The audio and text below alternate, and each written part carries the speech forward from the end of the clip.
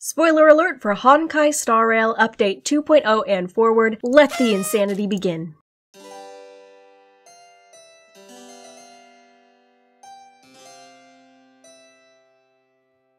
Oh, hello internet people, I didn't see you there. How have you been? How am I? Oh, you know, just sitting here, enjoying the sun, enjoying my tea.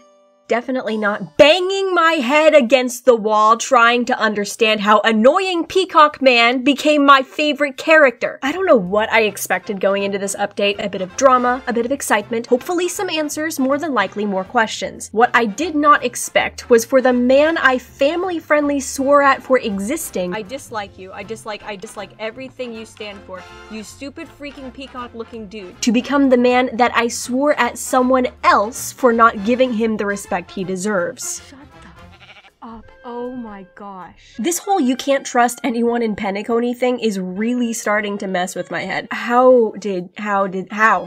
I expected him to be nothing more than a slightly irritating minor villain who we might share an enemy with. Turns out he is the Space AU Finnick Dare that none of us were emotionally prepared for. Not only that, my research for this video has convinced me that he is also one of the smartest characters in the game so far. You would not believe just how many psychological levels this man is operating on. At no point since we've met him is he less than 2 layers deep in some kind of scheme. Seriously, my head hurts just thinking about it. But here's the crazy thing. Our funny gambler man isn't technically a gambler. Yes, I know, his aesthetic is so cool, I'm sorry to ruin it. He makes a big show of doing these insane risk-it-all moments where you have no idea if he's going to win or not, but in reality, his plans are foolproof. Pun intended. This isn't a game of luck for him. This is a game of knowing how people think and planning everything down to the last detail. I can see some of you narrowing your eyes at me like, that doesn't sound like the Aventurine I know. Come closer for a second. That's part of the bluff, my dude. But if I get to the end of this video and there's anything that you don't agree with or you have a completely different take on the situation or something you'd like to add, put it down in the comments and we can spend some time talking about it. These past couple theory videos have surprised me over and over how many different people can look at the same seemingly straightforward situations and have massively different takeaways, and more than one of them be on the right track too. I'm pretty confident in the theories and analysis in this video, but I can't wait for you guys to prove me wrong below. One last thing before we get going. I talk a lot about different psychological manipulation tactics in this video, and I want to be clear, I am not encouraging you guys to use them. In fact, I highly discourage it. Unless you're in a high-stakes negotiation with lives on the line and have no other choice but to use tactics like these, it's always better just to communicate as clearly and honestly as you can. From my own experience, genuine connection is always the best bargaining chip. Now let's get started.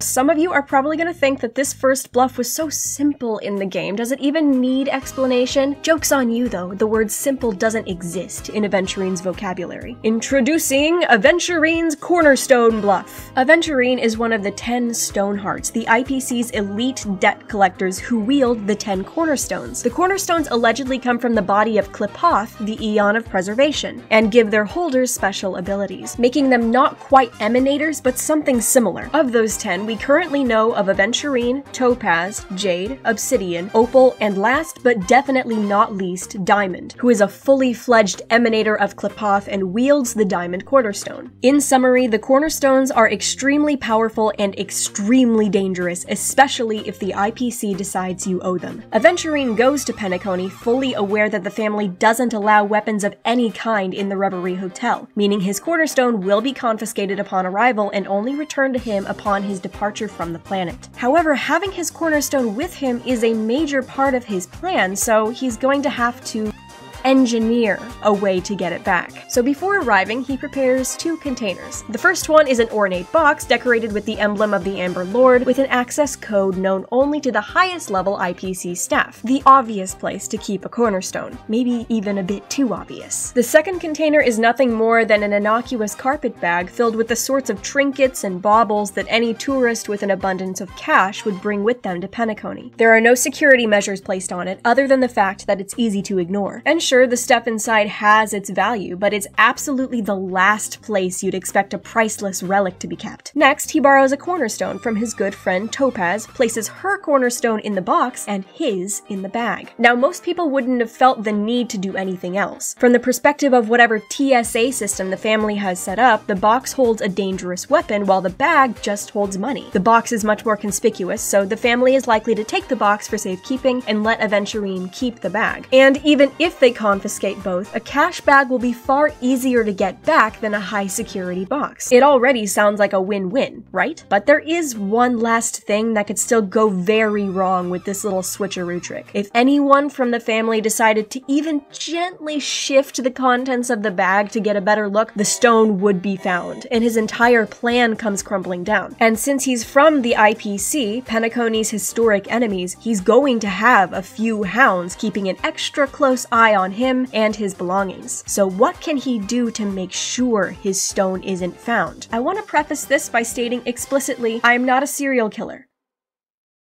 I'm not. If you have something that you would rather people not find and decide to hide it by, say, burying it in a small, inconspicuous patch of woods behind your house, but you're still concerned about the possibility of search dogs finding it, one thing you can do is bury something else, something interesting to a dog, a few feet closer to the surface. So if the dog finds the hiding spot, they find the diversion first, and the dog's handler will think it's a false alarm and tell it to move on. And even if the dog returns to the spot, the handler will just pull the dog away to search elsewhere. And that way, no one finds out what you did at 9:23 a.m. on December 18th, 2022. Anyway, back to cornerstones. Aventurine knows that if someone decided to search his things, there was really nothing he could do about it. But they might stop searching if they think they've found what they're looking for. So he puts his cornerstone in the bottom of the bag and adds a second decoy cornerstone, this one belonging to Jade, closer to the top. And Jade, of course, can be very difficult to tell apart from Aventurine unless they're side by side. So now, if the family does decide to search his bag, they'll find the Jade stone and think they've found the Aventurine stone. Of course, they'll realize the one in the box is fake. Aventurine would most likely be sternly scolded, but he still could plausibly get his cash bag back, since by then the family would think the bag no longer has anything dangerous in it. But as one last itty-bitty safety measure, Aventurine takes the precious, powerful religious relic owned and loaned to him by the very, very financially and militarily powerful Space IRS and smashes it into many tiny pieces.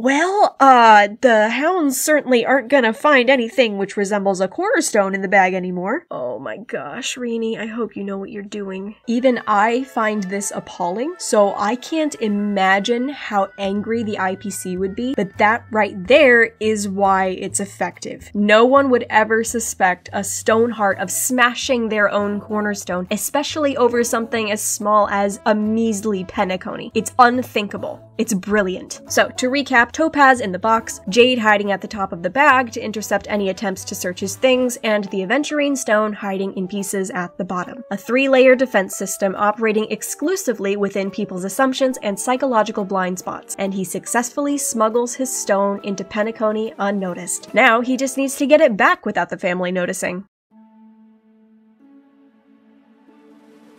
The biggest obstacle to Aventurine quietly getting his cornerstone back is, of course, the Kentucky Fried Overlord. He sees all, and he's extremely suspicious, especially when it comes to the IPC. Getting the bag back without Sunday's knowledge is just not gonna happen. Security at the Reverie is way too tight, and if Aventurine comes right out and directly asks for the bag, Sunday is gonna wonder why, casual investigation will happen, and, well, let's just say Sunday is one of the very, very few people I can picture seeing a random broken rock and thinking, it's been a while since I've done a good jigsaw puzzle. Wait, isn't that... But honestly, no matter what angle Aventurine approaches this from, because Aventurine is IPC, Sunday will always be suspicious of him. But there is a way to trick him out of that, to get his guard down, just long enough that Aventurine might be able to make a wild grab for the bag and run. The only time Sunday stops being suspicious of everyone and everything around him is when his suspicions are proved right. Oh boy, strap yourselves in for Operation Insert Name Here. I am so tired, please just accept it. Stage 1 of this operation is for Aventurine to tip his cards in such a way that Sunday doesn't realize he's being set up, therefore making him believe he has the upper hand, therefore lowering his guard. Sunday already believes, correctly, that Aventurine has ulterior motives on Penacony, but as of yet he has no proof of it. However, if he were to, on his own, find a cornerstone cleverly hidden in Aventurine's bag, and then afterwards he were to catch Aventurine trying to get a hold of said bag, that would confirm his suspicions without kicking them into overdrive. Lucky for Aventurine, Sunday's already halfway there. He already suspects the cornerstone in the box is fake and the real one is hidden somewhere. Unfortunately, because he can't open the box to confirm, he's left in obsessive overthinking limbo, gets tunnel vision, and doesn't even think to look closer at the bag. So to fix this, Sunday must be gently nudged in the right direction. However, that's not something Aventurine can do himself because ratting himself out would give away the entire scheme. Where, oh where, could we possibly find a suitable rat? Introducing Dr. Veritas Ratio. I had to do it, don't hate me. If you've been paying attention at all, you already know that Ratio and Aventurine have a complicated dynamic.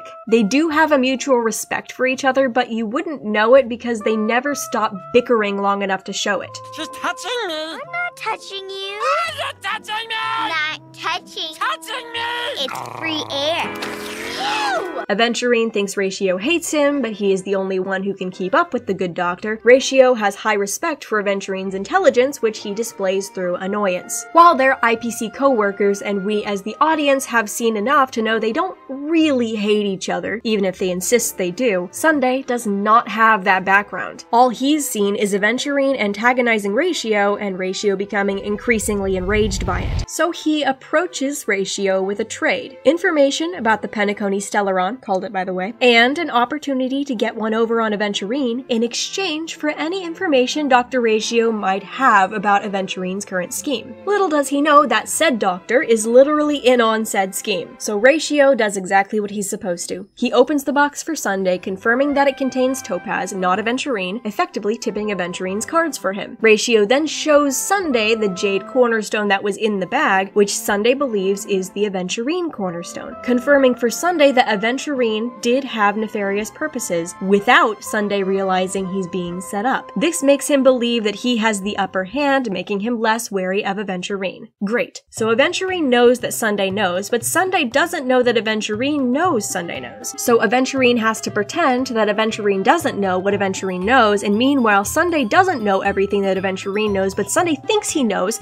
and I'm gonna just go die in a Nihility hole now. This is why this video took me a month. Stage 2. Feign defeat just long enough that Sunday believes he has won and gives up the bag voluntarily. Aventurine's job in this scene is just to act clueless enough that Sunday never thinks he has the wrong cornerstone, while still getting the bag with the broken cornerstone back. So to make this whole thing believable, Aventurine still uses some manipulation tactics in this meeting. He offers to help in Robin's murder investigation because he can take measures the family can't, in return for his cornerstone and the cash bag, which Sunday obviously refuses because even if he didn't know what was going on, why would he give an arguably insane gambler something that turns him into a Walmart brand emanator? After which, Aventurine requests just the bag. A very basic form of manipulation common among used car salesmen. Ask for something unreasonable before you ask for what you actually want, so that what you want, by comparison, seems more reasonable. But here's the thing. The entire deal Aventurine offers is just stupid. Like, the worst deal in the history of deals possibly ever stupid. Think about this for 2 seconds. An IPC agent offering to help the family investigate a dreamscape murder while the IPC is in the process of trying to force the family to pay back their debt? Including the IPC in the investigation is blackmail waiting to happen.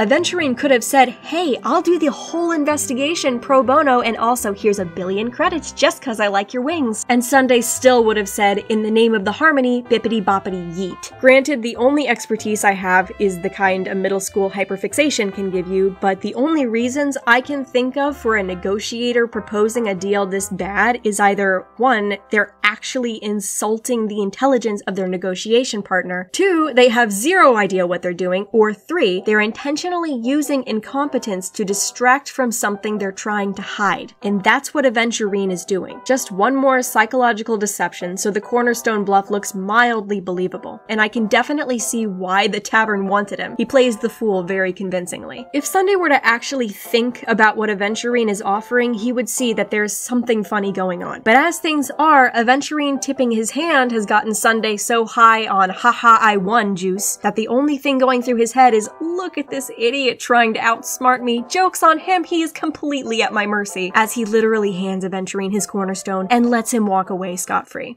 Well, almost. Woo! Freaky rainbow magic. Little personal rant. I found Sunday's mind games to be the most disturbing thing portrayed in this game up to that point. Forcing a religious consecration onto Aventurine who already has religious trauma, and then using it to force him into talking about the most painful moments of his past is despicable to begin with. And then come to find out, Sunday already knew and had confirmed the answers to all of the questions he asked. It was a masterful move by Sunday. It puts Aventurine in a position where he now has no choice but to aid in the investigation, while also keeping any information he might find from being used by the IPC. But don't try to kid me, chicken boy. The main purpose of that consecration spell was just to humiliate Aventurine. I know you miss your sister, Sunday, but I agree with Dr. Judas Ratio over here. You should see a shrink. This man is the villain, straight up. Mark my words, put it on your calendars. He will be the final boss.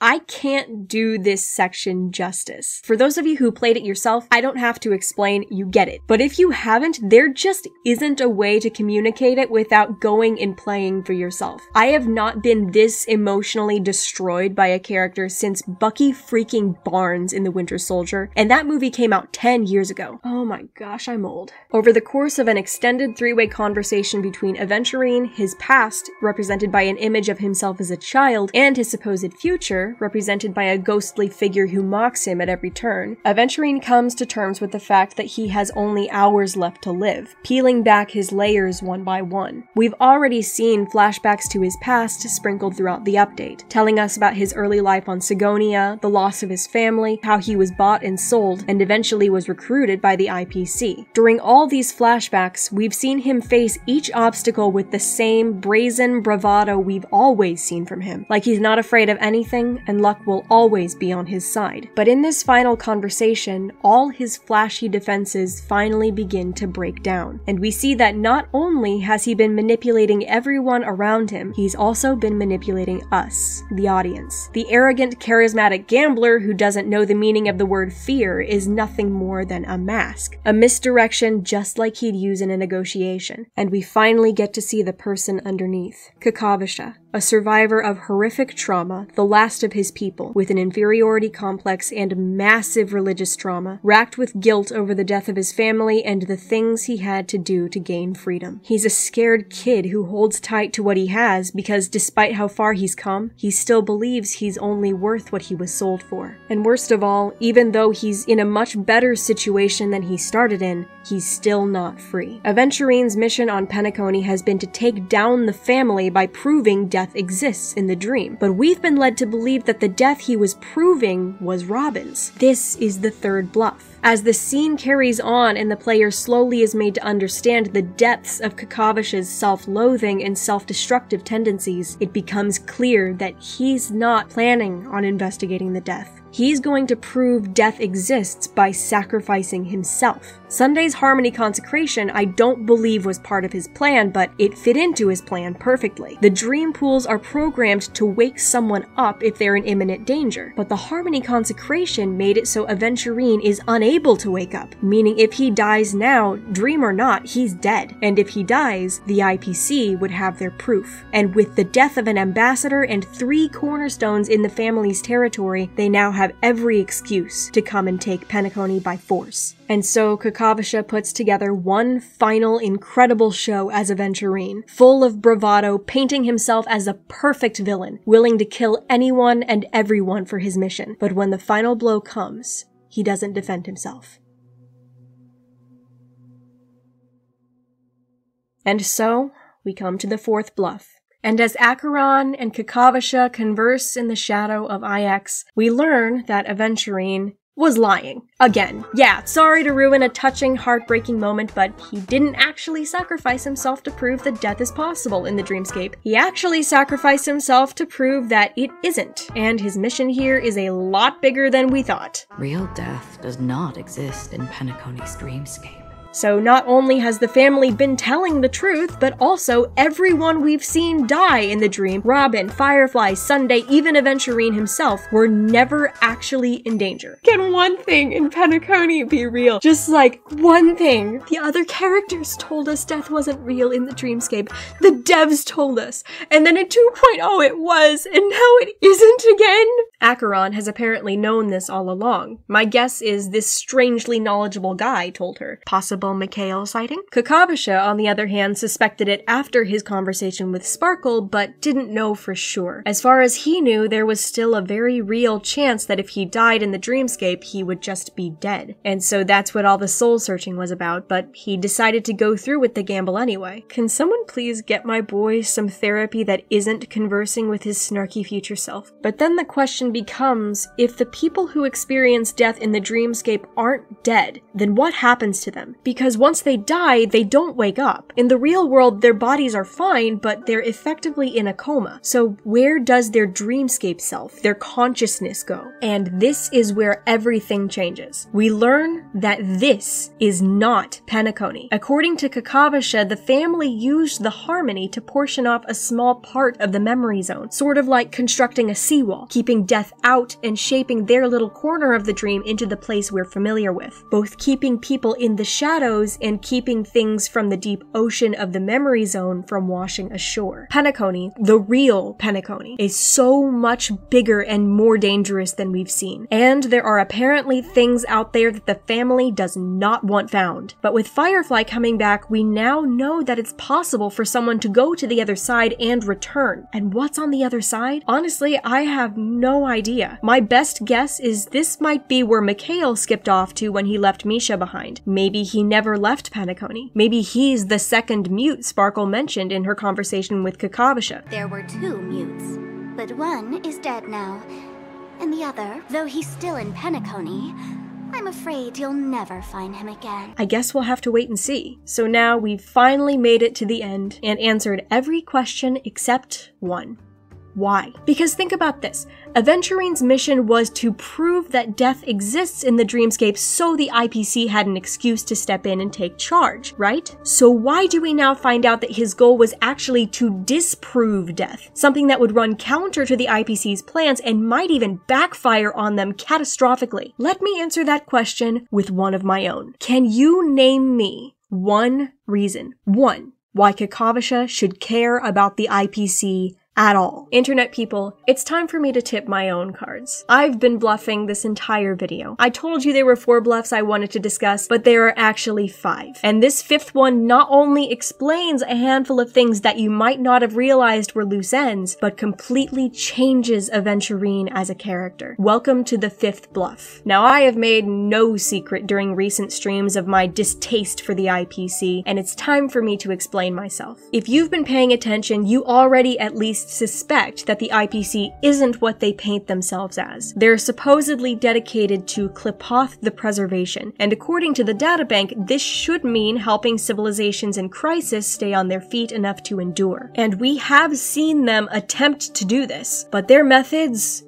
oh boy. Let's take Belobog as an example. Before the Eternal Freeze set in, the architects saw it coming and took out a loan from the IPC to build Belobog's walls and finance the Engine of Creation, Svarog, and the other robots we see running around. So the IPC, an organization meant to help civilizations in crisis, knew about Belobog's situation, and yet not once in 700 years did they intervene. And when they finally do arrive, it's only to collect Belobog's tab. When it becomes clear that Belobog Belobog can't pay it back because they've been quite literally snowed under for 700 years, Topaz basically says, okay then, well, we're in charge now and there's nothing you can do about it. If you've played the quest, you know Topaz does change her tune and is able to arrange more time for Belobog to pay off their debt once she understands they will be able to. And then Topaz gets in trouble for doing this. The IPC was trying to use Belobog's debt, which by the way, Belobog doesn't even have record of, as a way of forcing the planet under IPC control. Now let's look at Sigonia. Kakavasha was born very soon after the IPC acquired Sigonia, but as we learned, the IPC's involvement didn't improve or even much change the lives of the Sigonians at all. Both of Kakavasha's parents died to a rival nomadic clan, and when his clan of nearly 10,000 people was attacked and destroyed, literally, Kakavasha is the only known survivor. The IPC did nothing but release a statement about how their profit margins were affected and clean up the mess. Internet people,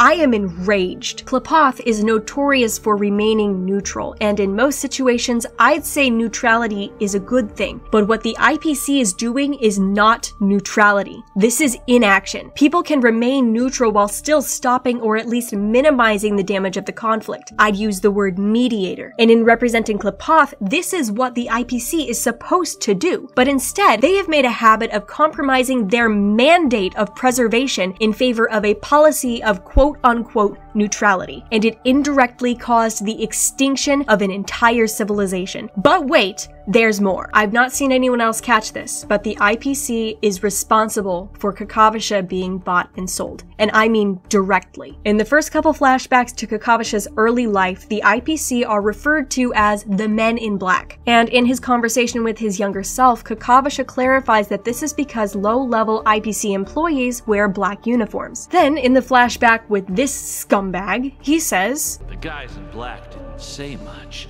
but I figured you must have had good luck, so I bought you." With the way he words it, I can't call it confirmation, but it is heavily implied that those 60 Tanba went directly into the pocket of the IPC. On its own, this might not mean much because the IPC is also full of corruption. But later in Kakavasha's audience with Jade, not only does she scold him for killing his master, she even says that as a servant, which, use the right word here, girly, that is not what this was, he shouldn't have resisted the things he was asked to do. And I'm gonna freaking throw up every time I so much as dip a toe into the absolute horror fest that is Kakavasha's backstory. My blood pressure blows the roof off the house. I'm not even joking right now, I can hear my heartbeat. The IPC does not stand for preservation, nor do they represent Klapoth in any meaningful way. They only take action where there is money to be made or lost, regardless of the lives affected by their action or lack thereof. And the only thing that can truly get their attention is an interruption in their cash flow. Enter Kakavasha, a scrawny Sigonian kid with an apparent death wish who knows exactly how to interrupt that cash flow. And oh boy does he get their attention. He nearly bankrupted them with one con job, and then he starts working for them. Now pause, because this just doesn't make sense. The IPC is bad, Kakavasha knows they're bad. He has been on the receiving end of every bad thing the IPC is capable of dishing out, and yet he becomes Aventurine. Why? On the surface level, it looks like he's just after fame and fortune, selling his soul for the sake of fancy outfits, deep pockets, and finally being free. Except he isn't. Kakavasha has massive survivor's guilt. He doesn't believe he deserves the life he has. So let me draw your attention to an interesting detail. In his first scene with Jade, he 3 separate times tells her he wants to be brought before Diamond, the leader of the 10 Stonehearts, and Jade refuses, telling him no one sees Diamond. Over the course of the Penacony storyline, he seems to be trying to get to Diamond, and I think I know why. Let's revisit the cornerstones for a second. I described them as having and sort of giving the power of an emanator, right? Well, there's a bit more to it than that. The word that's used to describe what they do is sealing the emanator's power. They're like an actual cornerstone. If they're removed or broken, Diamond's power starts to crumble. It's my theory that Kakavasha is working for the IPC specifically to get close to Diamond, so he can break his power one stone at a time, and then get revenge for everything the IPC did to him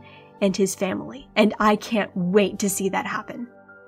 Why does life choose to sleep? Aventurine came to Penacony wearing a mask of bravado and smug pride, but no matter how he masquerades, in the end, he came here for the same reason as everyone else. No matter their backgrounds or how they got here, Kakavasha, Robin, Misha, Firefly, everyone comes here to be free. It may look different for each of them, but in the end, that's all it is. An escape, if only while they close their eyes. For Kakavasha, that freedom took the form of his very own rehearsal of death, but it's just a rehearsal. This is not the end of his story. As slim as his chances are, there is a potential win still on the table. And so, like he always does, he'll roll the dice, and hopefully find some measure of peace in it too.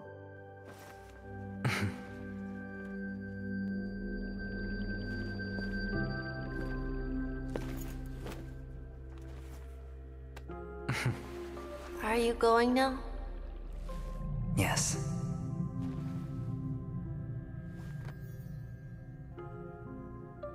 May the Mother Goddess thrice close her eyes for you, keeping your blood eternally pulsing.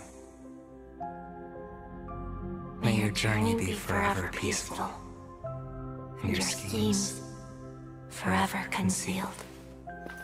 Our paths will cross again beneath Kakava's shimmering auroras. Farewell, Kakavasha.